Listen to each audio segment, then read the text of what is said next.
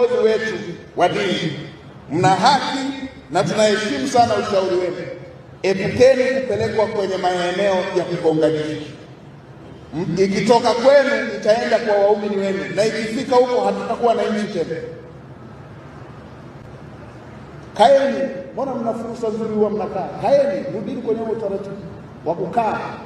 Hata kama kuna eneo mna mitazamo tofauti, kaeni muimalize mitazamo. Tubakize nchi yetu ikiwa moja.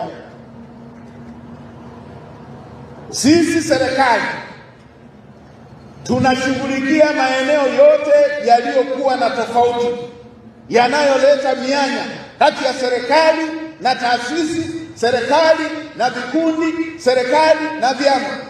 Mheshimiwa Rais kwenye ofisi ya kazi ajira ndani ya ofisi ya Waziri Mkuu ameongeza na kitengo cha mahusiano kitafanya kazi hii.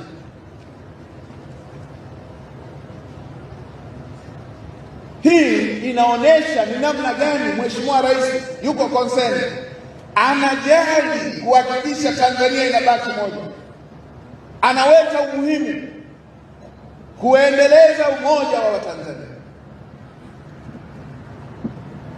Limetokea tukio kubwa, ametoa msamaha kwa vijana ambao walishiriki bila kuwa wanajua kitu gani kinachoendelea.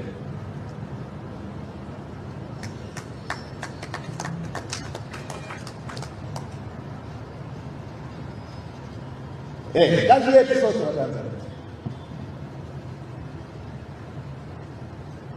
Na hata sasa ametoa msamaha kwenye taasisi za kidini ambazo na zenyewe kulikuwa na msukosuko hapa na pale.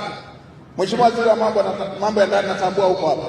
Baada ya hapa, fuatilia utaratibu mzuri, fanya utaratibu mzuri, ziandikie upya taasisi za kidini, miko yao, masharti yao ya uandikishaji yanafikia wapi, na vile ambazo zilikuwa na shida wape uangalizi wa miezi 6.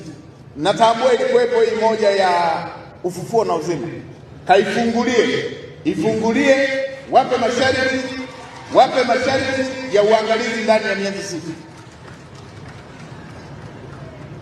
Ziandikie taasisi za kidini zote kuzikumbusha miko na mipaka ya ufanyaji kazi sawasawa na sheria na katiba ya nchi yetu na masharti ya taasisi na masharti ya usajili waliopewa.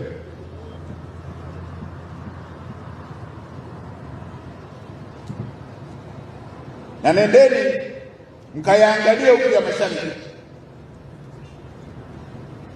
Akikosea mmoja, utaratibu wa kufunga kote una madhara kwa wananchi wetu, kwa sababu ibada ni ushirika kati ya binadamu na Mungu, sio na askofu wake wala shehe wake. Ni ibada, ni mahusiano kati ya mwanadamu na Mungu wake.